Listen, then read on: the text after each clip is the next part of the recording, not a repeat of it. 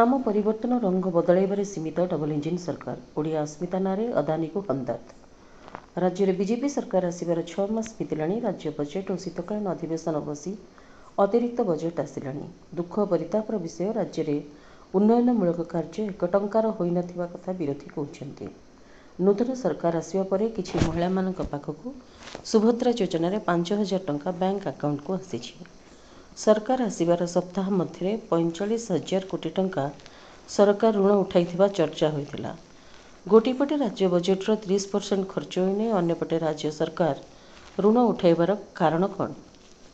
ओडिया अस्मिता ना कही बीजेपी सरकार आसवा परे गोपालपुर बंदर, विजु पट्टनायक अंतर्जातीय एयरपोर्ट को अदानी ग्रुप को शाग माछ दर रे बिका सरिछि।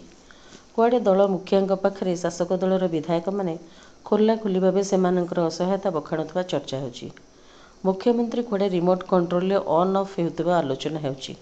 ओडिशार अर्थ एवं गुजरात रे महुमाछी भली मुह संग्रह करी सेठारे ठूल करुथबा मध्य चर्चा होछि। राज्यवासी को 300 यूनिट मागणा बिजुली मिलिबो बोली कहिथिले डबल इंजिन सरकार आसवा पर अमित शाह भाषा रे मोदी जुमला रे परिणत होइछि। राज्यर अधिकांश विधायक, अफिसर, ठेकेदार मद बाली माफिया ठारू बट्टी मागिबा ऑडियो भाइराल हेबार नजर रही।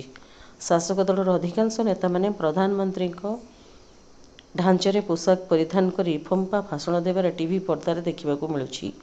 आली बाबार मंत्र भली खुलजा सिम सिम भली राज्यर उन्नयन कार्य चलिथिबा नै चर्चा होछि। Bureau report, Jagannath news 24।